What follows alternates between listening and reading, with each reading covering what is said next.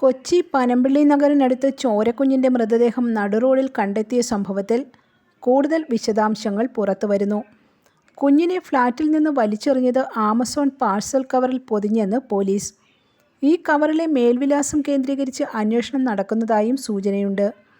കുഞ്ഞിനെ സമീപത്തുള്ള ഫ്ളാറ്റിൽ നിന്ന് വലിച്ചെറിയുന്ന CCTV ദൃശ്യങ്ങൾ ലഭ്യമായിരുന്നു. എന്നാൽ ആരാണ് ഇത് ചെയ്തതെന്നതിൽ വ്യക്തത വന്നിട്ടില്ല. ഫ്ളാറ്റിൽ ഗർഭിണികളായ സ്ത്രീകൾ ആരും ഉണ്ടായിരുന്നില്ല എന്നാണ് അറിയുന്നത്. ഫ്ളാറ്റിലെ താമസക്കാരെ പോലീസ് ചോദ്യം ചെയ്തു വരികയാണ്. ഇവിടെ പല ഫ്ളാറ്റുകളിലും താമസക്കാരില്ല. ഇങ്ങനെ പൂട്ടിക്കിടക്കുന്ന ഫ്ളാറ്റുകളും പരിശോധിക്കും.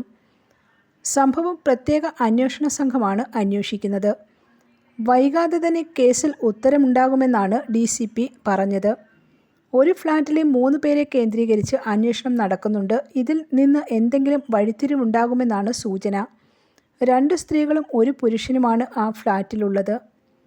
ഒരു ദിവസം പ്രായമായ ആൺകുഞ്ഞിൻ്റെ മൃതദേഹമാണ് ഇന്ന് രാവിലെ നടുറോഡിൽ ശുചീകരണ തൊഴിലാളികളും സമീപവാസികളും കണ്ടത്.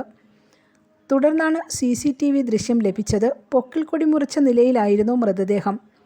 കുഞ്ഞിനെ മരിച്ച ശേഷം എറിഞ്ഞതാണോ അതോ എറിഞ്ഞു കൊന്നതാണോ എന്ന കാര്യത്തിലും വ്യക്തത വന്നിട്ടില്ല. ഫോറൻസിക് സംഘവും സ്ഥലത്തെത്തിയിട്ടുണ്ട്. News desk press Malayalam.